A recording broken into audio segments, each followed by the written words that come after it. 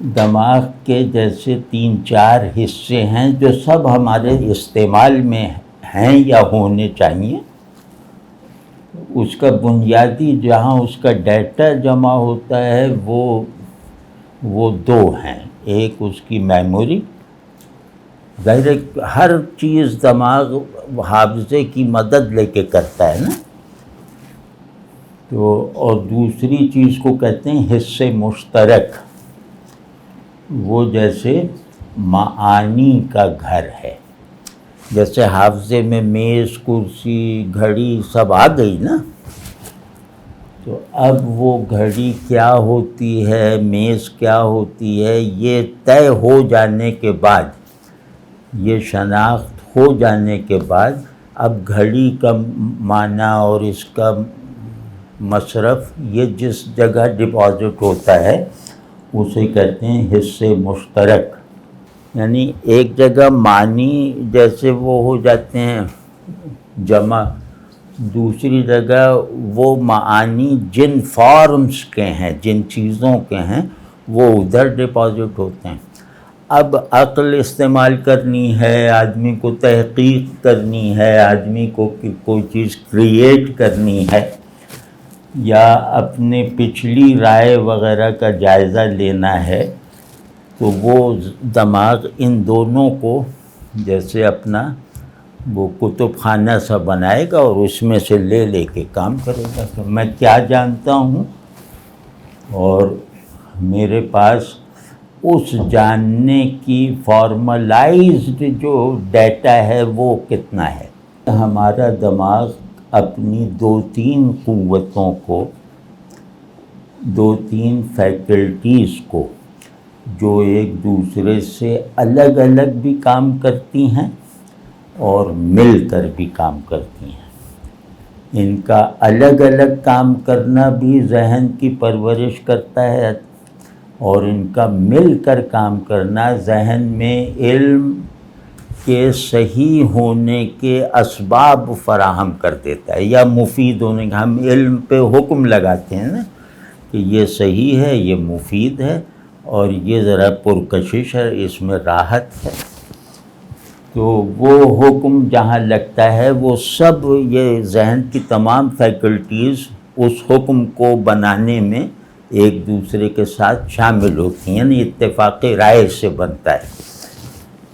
وہ جو 2 چیزیں ہیں سر دست ہیں، وہ 3 چیزیں، وہ میں چاہتا ہوں کہ آپ لوگ اس کا استعمال سیکھیے، اس کی باقاعدہ مشق کیجیے، کیونکہ دماغ بہت کم ہمارے استعمال میں ہے. یعنی ہمارے ارادے کی پستی اور ذوق کی گراوٹ اور خود غرضی کی وجہ سے، تصور زندگی کے انسانی نہ رہ جانے کی وجہ سے، ہمارے دماغ کا بہت تھوڑا حصہ جو ہے نا، وہ جیسے 1000 کمروں کا گھر ہے تو اس کے باتھ روم میں دیا جل رہا ہے، اس طرح کا بن کے رہ گیا. تو یہ نہ کیا تو نہ کہیں کا دین ہے. آپ سے دین کون پوچھے گا؟ اب ہم سے دیکھ کر کوئی اسلام کی حقانیت کا دیکھ کر تو شاید دھوکہ کھا جائے، وہ کہے ذرا اسلام پہ کچھ بولیے، تو بس وہ یقینی بات ہے کہ اس کے اسلام کو قبول کرنے کا آخری امکان بھی ہم ختم کر کے آئیں گے. تو اب یہ بہت پریشانی کی بات ہے، یہ اولاد کی تربیت پہ اثر انداز ہو رہی ہے، یہ ہمارے آپ کے تعلق کی پر کو مطلب وہ نقصان پہنچا رہی ہے، کیونکہ سب چیزیں لوئسٹ اسکیل پر ڈیفائن ہو کر ہمارے ذہن، عمل اور ذوق پر حاکم ہیں. تو یہ بہت بری بات ہے مطلب. تو اب بہرحال اس سے اور نظام تعلیم ہمارا اسی سطح کو مینٹین کرتا ہے، وہ بس ہمارے اندر اتنا کر دیتا ہے کہ کوئی گلٹ نہ رہے، کوئی گراوٹ نہ رہے. تو وہ اس گراوٹ پہ جیسے وہ کوئی کوڑے کرکٹ کا ڈھیر ہو نا، تو اس پہ وہ اوپر سے پھول کھلا دیتا ہے، مطلب پھولوں کی وہ لگا دیتا ہے، یہ ہمارا نظام تعلیم ہے، اور مارکیٹ میں اس کا ریٹ کچھ لگوا دیتا ہے۔ تو نظام تعلیم سے کوئی امید نہیں ہے، بلکہ اس نظام تعلیم کو فنا کیے بغیر علم کی روایت قائم نہیں ہو سکتی، پورے اول سے آخر تک فنا کرو۔ تو یہ ہمیں ہمارے ذہن کا استعمال نہیں سکھاتا، یہ ہماری دماغی پیسیوٹی کو بیدار رکھتا ہے۔ دماغ کا ایکٹیو ہونا کہاں سیکھا جاتا ہے؟ مطلب آپ کے 70-72 سال میں کتنے تھیسس پی ایچ ڈی کے ہیں کہ جن میں ایک سے بھی کسی نئی تھیوری کا اضافہ ہوا؟ آپ کی اکیڈیمیا نے کوئی یعنی انسانی ذہن سے پروڈیوس ہونے والے چھوٹے بڑے تمام علوم میں ایک شوشے کا اضافہ نہیں کیا، بلکہ پہلے سے موجود کو مسخ کیا ہے۔ تو اب بہرحال ہمیں تو کرنا چاہیے نا کچھ، ہمیں خود کو تو کم از کم بچانا چاہیے، اور اپنی اولاد کی، اپنی آئندہ کی نسلوں کو وہ محض ایک حیوانی دماغ رکھنے والی مخلوق بنانے سے بچانے کی کوششیں تو کرنی چاہیے نا پہلے، چاہے فی الحال اولاد نہ بھی ہو تو ہوگی اللہ چاہتا تو یہ جو دو چیزیں ہیں یہ ہیں تخیل اور تعقل۔ اس کو بھی میں چاہتا ہوں کہ آپ لوگ خود ہی ڈھونڈیں کہ تعقل کیا ہوتا ہے۔ ایک وہ ہوتا ہے جس پر ہم اپنی عقل اپلائی کرتے ہیں، یعنی جیسے کوئی بھی چیز ہے ذہن اس کو سمجھنا چاہتا ہے، تو ایک ہوتا ہے سمجھنے کے لیے کی جانے والی سرگرمی، اس کو مثال کے طور پہ تعقل ہم کہہ دیتے ہیں، اور ایک ہوتا ہے تخیل، کہ جس میز کو یا جس دیوار کو میں نے اپنے بس بھر اپنے اطمینان کے لیے اور آپ حضرات کی تصدیق کے ساتھ سمجھ لیا ہے کہ دیوار ہے، تو اس دیوار سے میں بہت دن میں خود کو ریلیٹ نہیں کر پاؤں گا۔ جیسے سب چیزیں باہر ہیں، بس سب کا مجھے معلوم ہے، دیوار یہ ہے، چھت یہ ہوتی ہے، یہ ایسے بنتی ہے، نقشہ بنتا ہے گھر کا، سب پتہ ہے، یعنی سمجھ گیا ہوں۔ لیکن میری چیزوں کے بارے میں پیدا ہو جانے والی صحیح سمجھ میری شخصیت کی ترقی میں حصہ نہیں لیتی۔ میں ان چیزوں سے خود کو ریلیٹ نہیں کر پاتا، ان چیزوں کے ساتھ ایسوشیٹ ہونے کا جو ایک احساساتی مطالبہ ہے وہ سمجھنے سے پورا نہیں ہوتا۔ چاند کو آپ نے سمجھ لیا، وہ سمجھ لیا۔ جب بتایا جاتا ہے چاند پہ ایک بڑھیا تھی جو چرخہ کاٹ رہی تھی، تو اب اس چاند سے میں آج بھی خود کو ریلیٹڈ محسوس کرتا ہوں، اس چاند سے نہیں، اور یہ جانتے ہوئے کہ کوئی بڑھیا نہیں ہے۔ آپ سمجھ رہے نا؟ تو یہ جو عمل ہے کہ چاند پہ ایک بڑھیا بیٹھ کے چرخہ کاٹ رہی ہے، یہ مفروضہ ہے، تخیل ہے، اور یہ خلاف واقعہ ہے، مطلب یہ علم کا حصہ نہیں ہے۔ اس کو میں اگر چاند کے علم میں داخل کر دوں گا تو وہ جرم ہے، لیکن یہ سگنیفیکنٹ ہے۔ چاند کا علم چاند کے بارے میں میرے شعور کو اتنا خوشحال نہیں رکھتا جتنا یہ تصور خوشحال رکھتا ہے۔ مجھے اس سے جیسے چیزوں کے ساتھ ہم وجودی کی نسبت پیدا ہوتی دکھائی دیتی ہے، تو لیکن اب ہم وجودی مطلب ہے کہ ہم سب ایک مکالمے کا حصہ ہیں، پورے نظام وجود ہم سب حالت مکالمہ میں ہیں، ہم سب حالت لمس میں ہیں. ہم سب ایک دوسرے کی آنکھوں میں دکھائی دینے والے مناظر کی طرح ہیں. ہم پیڑ کو دیکھ رہے ہیں، پیڑ بھی ہمیں دیکھ رہا ہے. تو اب پیڑ ہمیں دیکھ رہا ہے، یہ علم کا موضوع نہیں ہے، لیکن اس کے آگے علم 10 مرتبہ قربان. آپ سمجھیں کہ اگر آپ نے یہ کہہ دیا کہ بھئی پیڑ کہاں دیکھتا ہے، تو آپ اب کبھی اپنے ذہن کو پستی سے نہیں نکال سکتے.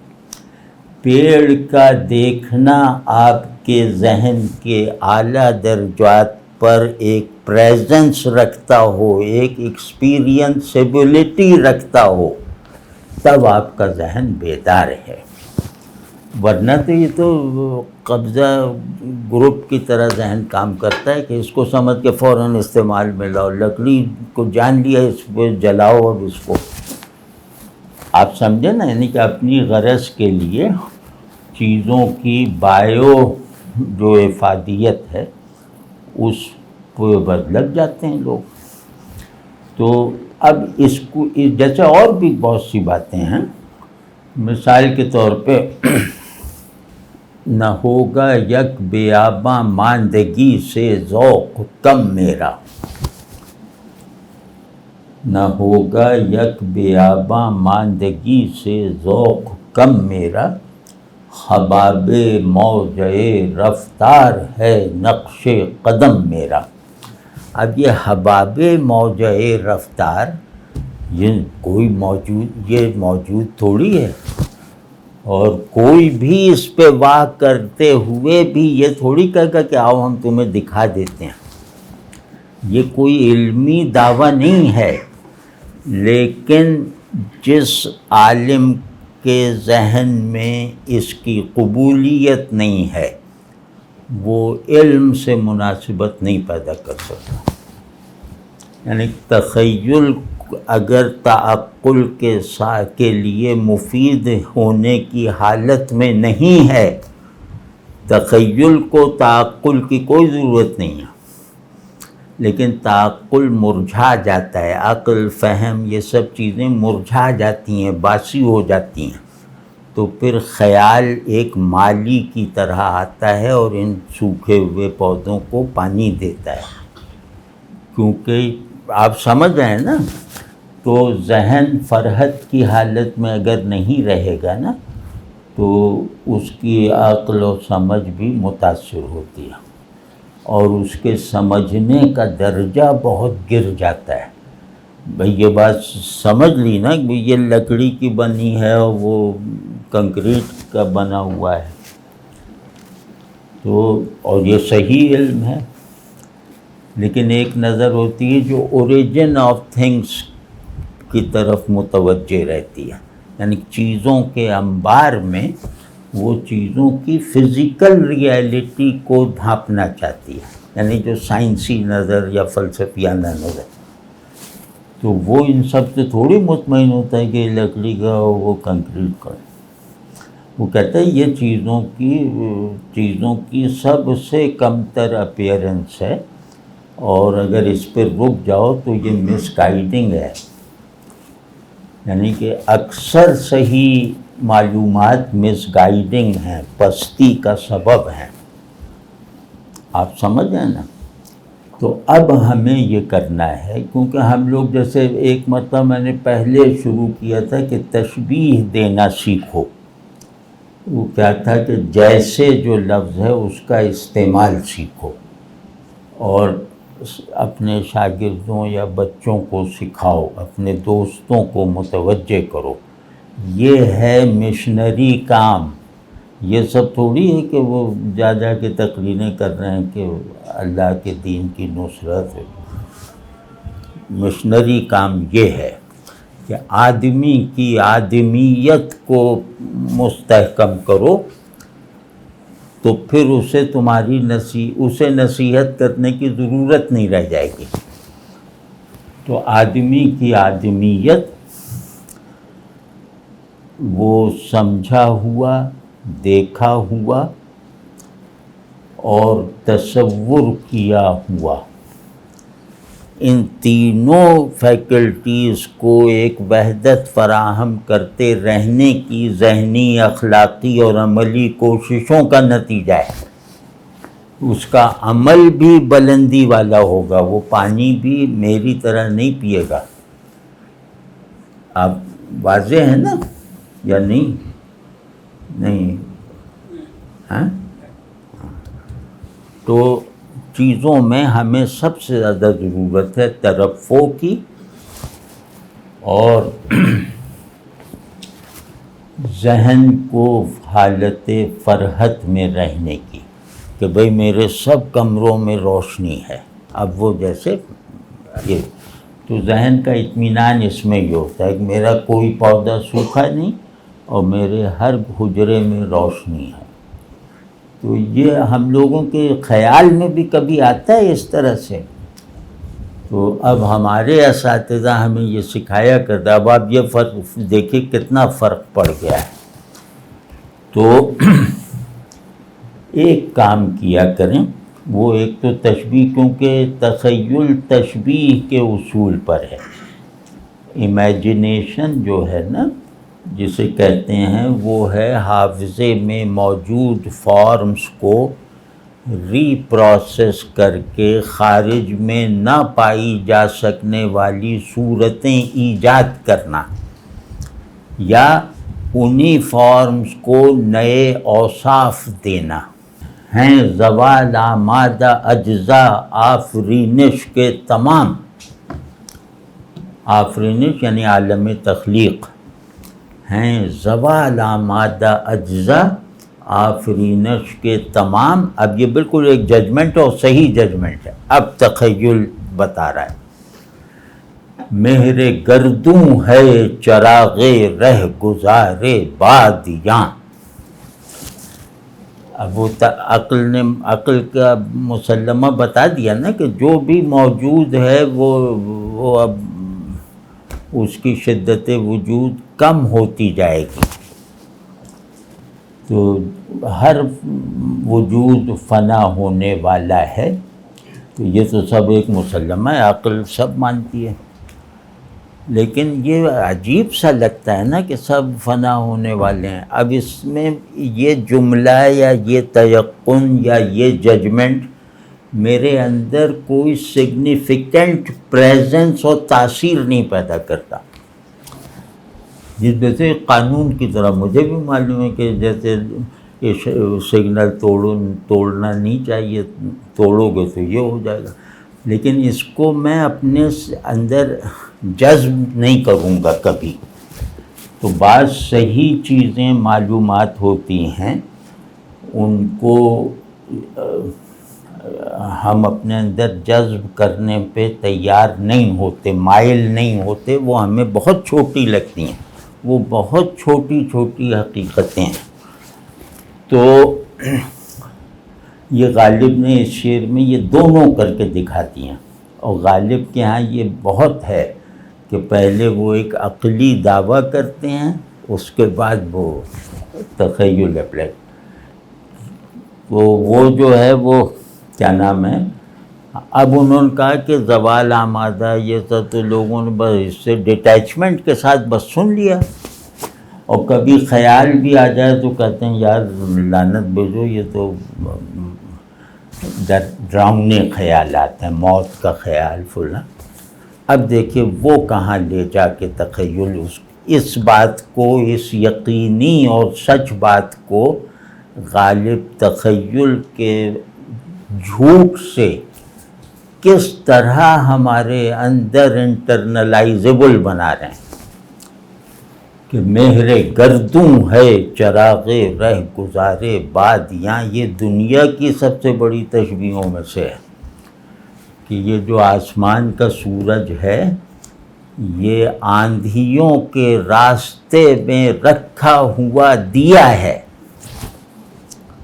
اب ایک دم آدمی کہتا ہے یار یہ تو بڑے فخر کی بات ہے کہ سورج دیا ہے تو ہم کم از کم دیے سے زیادہ ہیں، یا کچھ بھی فرض کر لیتے ہیں۔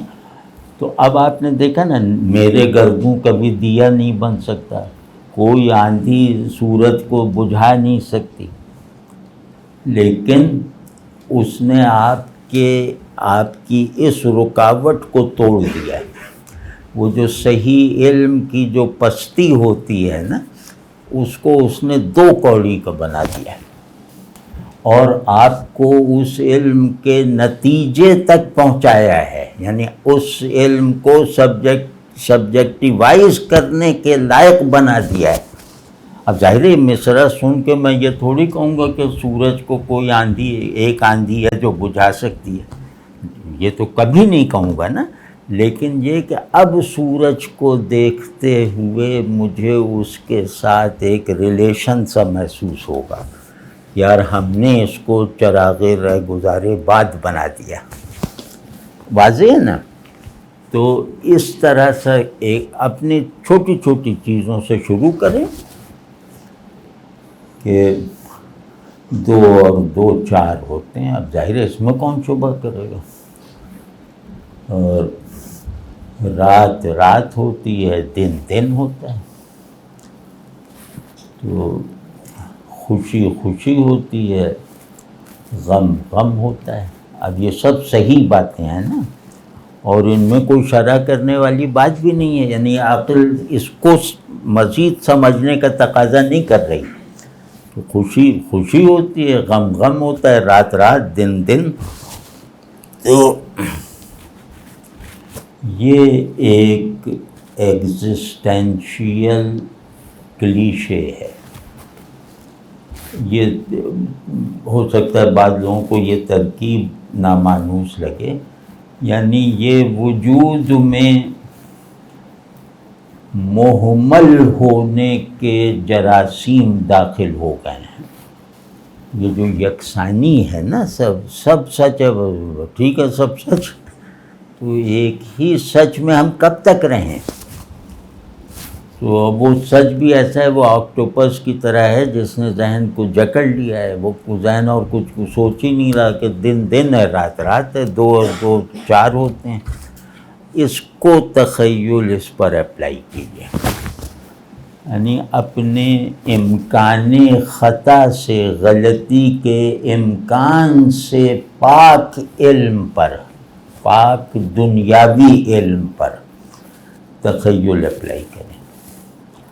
اب بتائیے کہ 2 اور 2 4 ہوتے ہیں، اس کو تخیل کی روشنی میں اس دعوے کو دیکھیے کہ بھئی 2 بھی ہوتے ہیں یا نہیں۔ پہلے تو یہ بتاؤ کہ 2 ہوتے ہیں یا نہیں، تب پتہ چلے کہ 2 اور 2 4 ہوتے ہیں۔ اگر ایک 2 ہے تو دوسرا 2 بھی ہو سکتا ہے یا نہیں۔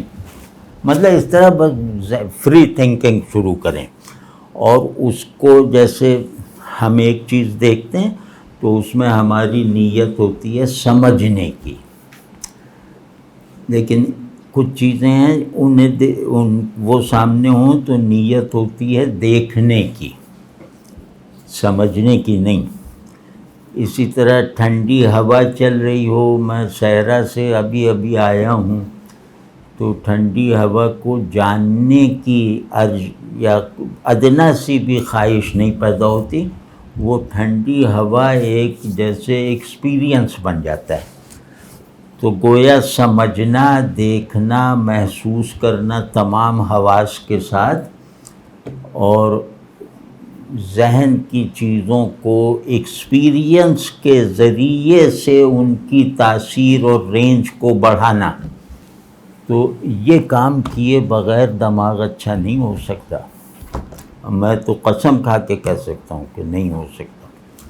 جس کو اللہ میاں سے بھی مطلب، وہ اللہ جس کو کبھی بھی دکھائی نہیں دیا، وہ اللہ کو ماننے والا نہیں ہے۔ آپ ظاہر ہے ہم دیکھ کے یہ تھوڑی کہہ رہے ہیں کہ ہم نے اللہ کو دیکھا، یا اچانک خواب میں اٹھ گئے یا اللہ ذرا معانقہ کر لیں۔ تو اب ظاہر ہے مجھے معلوم ہے کہ یہ سب فضول باتیں ہیں، لیکن یہ فضول باتیں، غلط باتیں، یہ اللہ کے ساتھ میرے تعلق کی گہرائی اور شدت پہ شاہد ہیں۔ یعنی پاگل پن وہ علم کی تکمیل ہے۔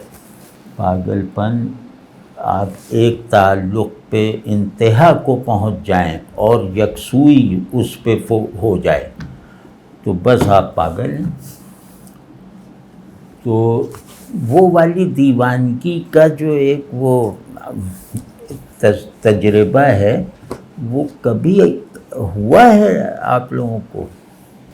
یار وہ یہ کہیں جنت سے تو نہیں آئی تھی یہ چیز، ایک ہلکی سی ہوا چل پڑی تو انہوں کا یہ دنیا کی ہوا نہیں ہے، یہ جنت۔ ہمارے ایک استاد تھے وہ یہی سب کرتے رہتے تھے، تو وہ جیسے راستے میں جا رہے ہیں تو کہیں پتہ نہیں کہاں سے خوشبو آ رہی، تو کہنے دیکھا کہ ہم نے کہا کیا ہوا؟ کہنے خوشبو محسوس ہوئی تمہیں؟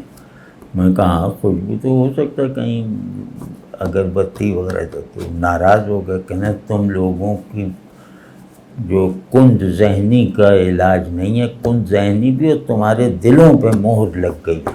ہم نے کہا ہوا کیا؟ کہنے یہ فرشتے تھے جو ہمارے گرد آ کے پھر چلے گئے۔ اور اس سے بڑھ کر بھی یہ کہ وہ میں اور وہ 2:30-3 بجے رات کو ریت پر بیٹھے ہوئے تھے سڑک کے کنارے، ان کے گھر کے آگے کھلے آسمان تلے۔ تو وہ ایک اسپارک سا ہوا۔ اب میری اس طرف پیٹھ ہے، وہ دیکھ رہے ہیں، میں وہ لیٹے ہوئے جیسے نیم دراز میں بیٹھا ہوا، تو ایک دم وہ اٹھے بہت جوش سے، وہ کہا دیکھا؟ میں کہا کیا ہوا؟ وہ پیچھے اسپارک ہوا تھا، وہ تو محسوس ہوا تھا سامنے بھی، جنریٹر میں جو ہوتا ہے نا کھمبے میں۔ میں نے کہا وہ کوئی اسپارک ہو گیا۔ تو پھر انہوں نے وہی سب سنائی مجھے باتیں، اور کہا کہ یہ وہ لائٹ تھی جو موسیٰ نے طور پہ دیکھی تھی۔ اب میرے تو حواس گل ہو گئے۔ اب وہ انہیں یقین تھا۔ اب ہوا یہ کہ میں نے کہا ہاں اب ظاہر مس ہو گئی۔ کہ نہیں وہ تمہارے لیے تھی بھی نہیں، وہ میرے۔ تو پھر اگلے دن ریڈیو پاکستان کی کینٹین میں سب لوگ آ کے جمع ہوتے، پہلے بڑا اچھا تھا وہ کینٹین، جیسے یہاں کا پارٹی ہاؤس،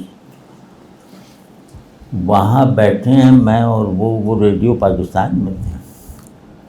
تو وہ مختلف کاغذ کے پرزے یہ سب لائے ہوئے ہیں، اور وہ پیکٹ جو نہیں ہوتا سگریٹ کا پیکٹ، اس کو پھاڑ کے جو آئے اس پہ کچھ لکھیں اور اس کو میز کے نیچے سے تھما دیں۔ اب میں یہاں بیٹھا ہوں، جو اسے پڑھے وہ مجھے عجیب نظروں سے گھورے اور بس اجازت لے چلا جائے۔ تو سلیم احمد جو ہمارے بڑے استاد ہیں وہ بھی ریڈیو میں تھے، وہ بھی آ گئے، تو ان کو بھی یہی پرچہ تھما دیا۔ تو سلیم احمد غصے میں آ گئے، انہوں نے کہا جاوید ذرا باہر آنا۔ تو میں باہر گیا، اب مجھے بالکل نہیں معلوم کیا لکھ کے دیا۔ تو کہنے اب یہاں تک پہنچ گئی ہیں یہ سب چیزیں۔ میں کہا کہاں تک؟ ہماری کہنے یہ کیا ہے؟ اس پہ یہی لکھا ہوا تھا کہ رات میں نے وہ لائٹ دیکھی جو موسیٰ نے طور پہ دیکھی تھی، اور جاوید اس کا گواہ ہے۔ اب یہ مطلب یہ کہ لکڑی کے دماغ سے دیکھیں گے تو یہ چیز آپ کو بالکل جیسے حقارت سے آپ اس کو یوں کر کے پھینک دیں گے، لیکن ذرا تخیل جن لوگوں کا شاداب ہوتا ہے اس پہلو سے دیکھیں تو اپنے اوپر ترس آئے گا کہ یہ لوگ کہاں تک پہنچ جاتے ہیں۔ اس میں ایک تو یہ کہ ہر چیز کو تخیل کے، ہر چیز پر تخیل اپلائی کیجیے، کہ کچھ بھی ہو کہ میں کون ہوں۔ تو اب اس میں 2 چیزیں ہیں جو تخیل کو اٹریکٹ کر سکتی ہیں، ایک میں یعنی لفظ میں، اور کون۔ کہیے یار یہ تو عجیب بات ہے کہ جو کون نہیں ہے وہ پوچھ رہا ہے کہ میں کون ہوں. اب اس طرح کچھ بھی بناتے چلے جائیے. یہ کون اور میں اکٹھے ہو سکتے ہیں؟ کون کی گونج کسی بھی جواب سے دور کی جا سکتی ہے. تو اس کا مطلب یہ ہے کہ میں بھی قابل ادراک نہیں ہے. کون کی گونج میں ہم لوگ اپنی اپنی خود ساختہ چھوٹی چھوٹی شناختوں کے ساتھ رہتے ہیں، اور یہ سب اس گونج کو نہ سننے کے بہانے ہیں. تو مطلب اس طرح کرتے وہ چلتے جائیے. اور ہر آدمی اپنے ذوق کے مطابق، ضروری نہیں کہ آپ فلاسفیکل تخیل استعمال کریں. آپ اس چیز کو وہ نہ رہنے دیں، اس کو اس کے مفہوم سے آزادی دلوا دیں. آپ چیزوں کو ان کے امیجیٹ مفاہیم سے آزاد کروا دیں تو یہ 10 غلام آزاد کروانے کا اجر ہے. یہ کہ رات رات ہے دن دن ہے، یہ کیا بے وقوفی کی بات ہے. رات رات ہے دن دن ہے، کوئی شے خود ہی اپنا عنوان ہو سکتی ہے. اب یہ فلاسفیکل تصور جس کو کہتے ہیں سافسٹری،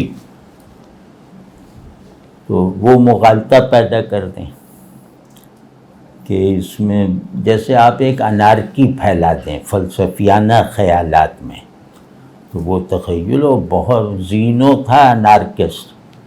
زینو کے برابر فلسفیانہ ذہن شاید ہی کسی کا ہو 3000 سالہ روایت میں. مطلب سب اس سے بھاگتے تھے، اور آج تک اس کے پیراڈاکسز کا اطمینان بخش جواب نہیں ملا ہے. اس نے 52 اعتراض یا کتنے، وہ کہتے کہ یہ جو دعویٰ ہے کہ ہم جان گئے، یہ کچھ بھی سب غلط ہے، باطل ہے، علم وہم ہے. وہ کر کے اس نے بنا دیے. اور 52 کے 52 اس کے ہم عصروں میں افلاطون اور سقراط وغیرہ تھے، جو فلسفیوں کا پورا شہر تھا. کوئی نہیں حل کر سکا، بلکہ لوگ اس سے بھاگتے تھے کہ وہ آپ کی بات سن کے اسی میں سے کوئی ایبسرڈیٹی نکال دے گا. یعنی وہ میننگ فل کو ایبسرڈ بنا کے دکھاتا تھا. یہ بہت بڑی بات ہے. تو آپ ذرا سا اس طرح اس سے ذہن کو آزادی ملے گی، اور 2-3 دن بعد ہی جو ہے نا یہ واقعی محسوس ہوگا کہ بھئی آج جیسے لگتا ہے کہ میری غفلت سے جو دماغ کھنڈر بن گیا تھا، آج اس کھنڈر کی صفائی کر رہا ہوں. اب بھائی یہ کرنا ہے، سمجھے نا. ہر ہاریزنٹیلٹی کا انکار کرو، دنیا کے علم سے کھلواڑ کرو، دین میں جا کے تب آزمائی نہ کرو. وہ کر کے دیکھے گا، واقعی لگے گا کہ جیسے بہت ہم تہہ خانے میں قید تھے تو اچانک روشن دان کھل گیا، ہوا آئی، روشنی آ گئی. دماغ میں مجھے لگتا ہے فزیکلی محسوس ہوگا. ہر چیز جس کے بارے میں آپ کو لگتا ہے کہ وہ میرے علم میں ہے، میرے تجربے میں ہے، اس پر تخیل اور اس کے بعد توہم اپلائی کر کے ضرور دیکھا کریں.